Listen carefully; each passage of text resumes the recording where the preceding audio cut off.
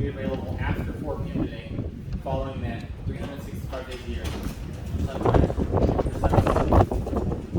we're about to commence military honors. During playing of the tags, holding of the flag, as well as rifle volleys, I ask that if you are comfortable and able to, please stand as you bring up your arm. Any current and former military, please render the proper hand salute. I will warn you, rifle volleys can be quite loud, so if you have sensitive hearing or little children, please prepare your ears now. This time, I'd like to introduce the United States Air Force Honor Guard. Please rise.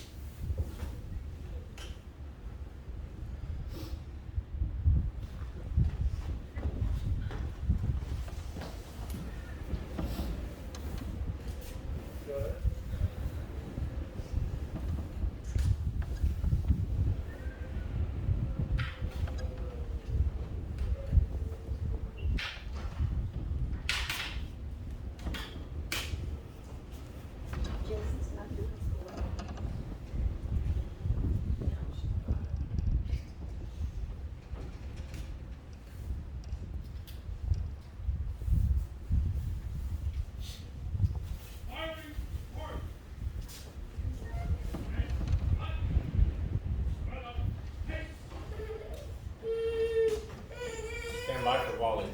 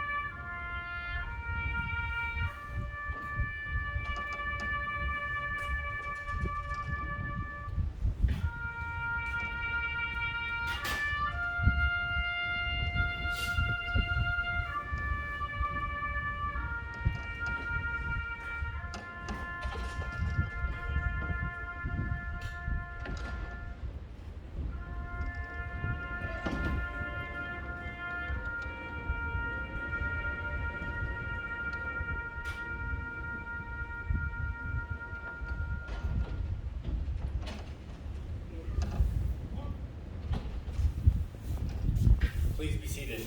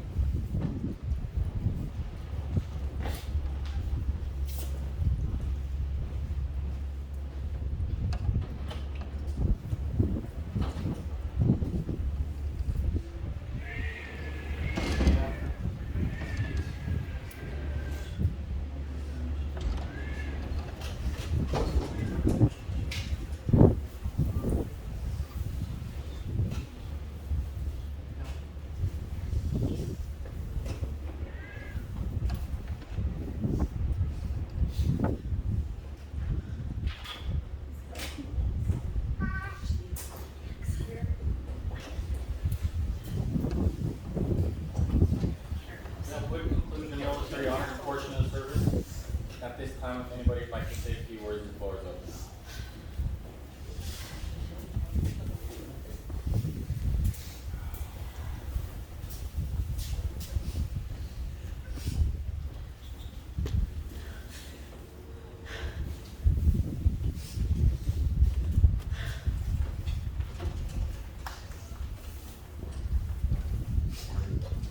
Follow that up. Thanks everybody for coming. Yeah, well. Came from very far away. Good morning. Thank you. So let's talk a little bit about that. Kind of his early life and kind of how we shared our life with him. Grew up in Iowa. As a hard-working farm boy. Waking up every morning before school, going to do his chores, going to school, coming home, doing more chores. And he told a story about this when he was a teenager. This World War II era B-26 bomb ran out of fuel and landed in the field nearby. And he helped the pilot go to town, get the fuel for the airplane, get it back to the airport again. So I think that might have influenced his later decision to join the Air Force. 2 days after his 19th birthday, joined the Air Force.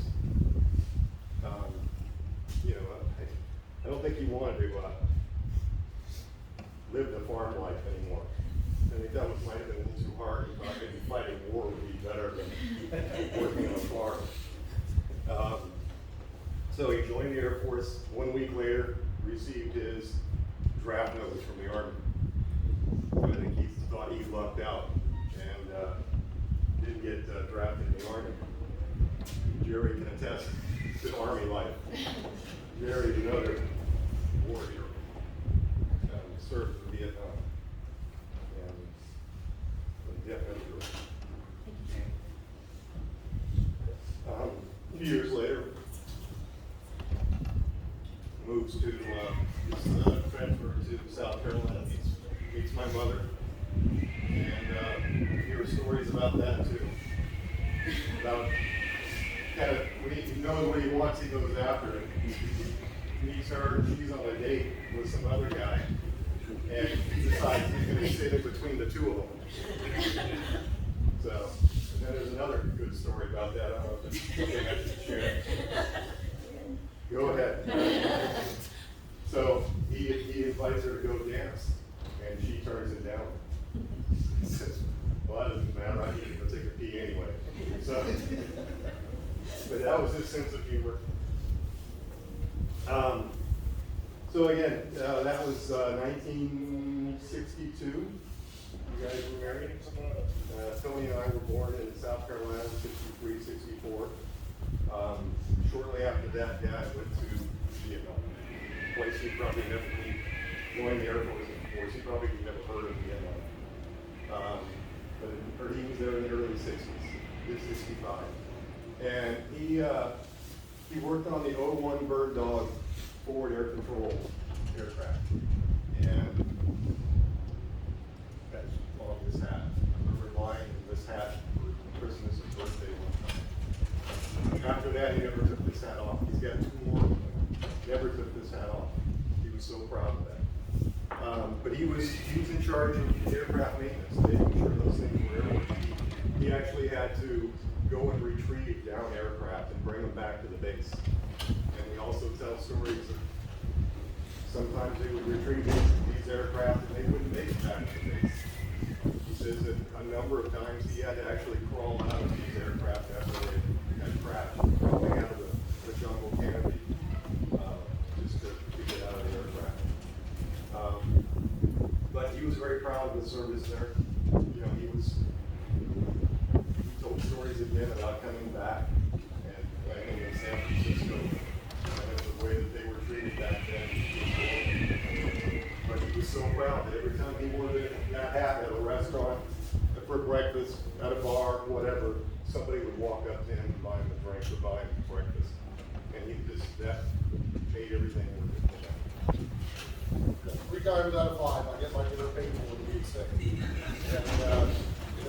if we didn't get his dinner paid for, somebody would stop and shake his hand and think it's for a service, and you know, he finally got the respect that he deserved when he came home. Yeah. I remember we were having lunch, and this young Marine, just out of boot camp, still is uniform. At the same restaurant, came up to Dad, on his lunch. This guy is just out of boot camp, and you know, he appreciated the guys that came before him.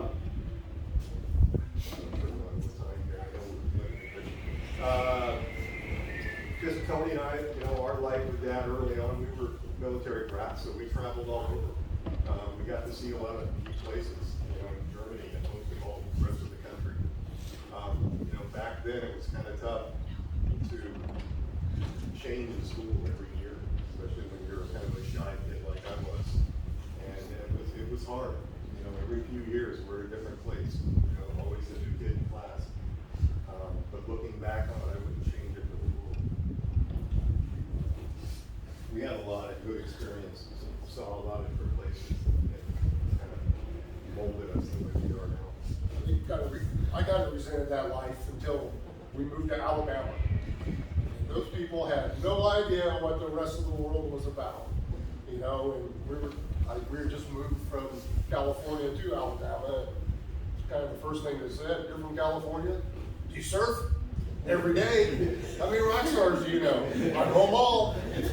How big do you think California is? You know, we traveled around a lot. I've got great memories of us going across country, back and forth, West Coast to East Coast, back and forth. Mom, Dad, me, and Tony, 2 dogs, and a Pinto station wagon. 8 hours, 10 hours a day traveling across country. You know, Dad pointing out roadside attractions, making up BS as he went along, and you know, we knew it was BS. He was talking about it anyway. Just growing up, Dad, I think because of the way he was raised, he kind of believed in tough love. When we came back from Germany, I didn't know how to swim, and we were at a hotel. And Dad says, "Well, we'll teach you how to swim." So he was in the pool. He said, "Come on, jump in. I'll catch you." And so I worked up the courage, and I jumped in the water. And by the time I realized it, he was in the deep end, and I learned how to swim. So. You know, a lot of things like that. Learning how to drive, that was brutal. You know, driving a stick shift. Every time you stalled it, you got a punch in the arm. But we had a lot of great times working on cars together. You know, of course, I could never hold the flashlight in just the right place, so that was always hard. He loved traveling. You know, Mom and Dad got multiple motorhomes, traveled around. They loved traveling. He liked fishing. Loved his, you know, he would go fishing and leave Mom for hours, and she would worry sick about him out there fishing because he's had incidents on the water before. So, and the hunting trip, the infamous hunting trip with my father-in-law Jay. I think it was in Oregon. They didn't kill a deer that year, but they killed a truck. They were driving along a bumpy dirt road. My dad is a passenger, Jay's driving the truck, and they've got a gun rack on the back window, and my dad reaches back and steady the gun so it doesn't fly off the rack, and pulls the trigger and shoots off a 7mm mag inside the enclosed gun. And, you know, a definite had to be definite. And it made a perfect 7mm hole right in the side of Jay's truck. So that was their hunting trip. They never killed a deer. They killed a GMC. Dad, again, he had a great sense of humor. Loved playing with the grandkids. Remember the girls were 8, 10, 12 years old, all dressed up in their bandanas, dancing around the living room with their microphones, singing and dancing. The bandana girls. And Grandpa was And a Grandpa bandana. got up there and gave it his best. Grandpa His here. black bandana. Yeah, I think he invented working before. Yeah, he used to call it like shucking and jiving, but it was more of a spasm. And then later on, I mean, once they moved back here, we convinced him to move back here from Utah, which I'm very happy that we did. Will and Tony and I have a standing date at 1 o'clock on Wednesdays. We do that much. And again, it was 1 o'clock. He got there at 11:30. Every time. He was there at 11:30, chatting up the waitresses, having an extra beer. Oh yeah. And we learned later on that I was talking to one of the waitresses, afterwards, and she was saying, yeah, every time we would walk by his table, he would reach over and pull our apron strings as we would walk by. So, but yeah, we obviously will all miss him. We'll all grieving. Grief's the price we pay for love. So, pay that 1,000 times over. The love that he had for us. I would just like to say something. He was always a very hardworking, kind of a little bit of a kidder. And as a little boy at 7 or 8 years old, he had a tuna fish can. He dug a hole in the ground to bury himself in it, and remember his mother was looking for him. I tuna fish can. It was industrious. That's right. Very much so. Got into a little trouble there. Like Kelly said, most of the stuff that kind of I was going to write about or talk about here. When he was in Vietnam, actually, he was in actually Cambodia and Laos too, where no Americans were really supposed to be at, and basically helping with a group of ravens that they want to know his history out there. He also, while a time, he actually got summoned to Taiwan to go work on President Korea's airplane because they didn't trust the rest of the Marines to work on it. So he was there for a week, and I think the president of Korea gave him like a little party for doing that. Most of the time, he did go TDY a few times. He got to see a little bit more of the world than we did. While we were in Germany, he actually got to go to Italy and Norway and England. Again, we really didn't talk about Vietnam until probably about 10 or 15 years ago. And some of the stories he would tell was like, wow, you really did that. And, we'd heard a little bit about the stories earlier on, when we'd have our little camping trips, around the fire, we'd hear little stories, but you really started talking about it here the last 10 or 15 years. Couldn't be more proud of the things that he did. And again, his free lunch hat. He was really proud of that too. So like Kelly said, first when he was in the Air Force for 15 years, he was an aircraft mechanic. 6 years he was in biomedical repair because he cross-trained into that because they were getting rid of all the prop planes. So he actually took the biomedical medical repair into civilian life too, where actually I worked with him at Midwest City Hospital. Not in the same department, but another department. Well, one day he asked for a volunteer, and again, from military background, you don't ever volunteer, but I thought, hey, they'll get me out of work what I gotta do, so I'll go do it. Well, he needed to calibrate a stress machine. So I go, okay, that's fine, and then all of a sudden they go, take your shirt off. What do you mean? We're gonna shave your chest. We got and I could see him over there just smirking and laughing his ass off. And then it got better. He goes, okay, now we're gonna hook you up. He hooked me up to that stress machine for 45 minutes at an angle doing this, down this. I go, this is the last time. But he got really a chuckle. I mean, after I thought I was done, he kind of laughed again. No, we got a couple more minutes. Again, he did I think he really enjoyed the life that he lived in Utah because, wintertime, got too cold there were snowbirds and went to Yuma. When it came time to go back to Utah, got too hot there again, they went to the mountains. And he really loved traveling around in that motorhome. I know, Long did too. No, I had a really good relationship with Dad. I don't think we really ever got into a fight. You know, he was always there. I could always call him for help. It always seemed like I always needed his help when we were going on vacation and I had car trouble. And you call him up, he really didn't want to know what would happen. What can I do? How can I help?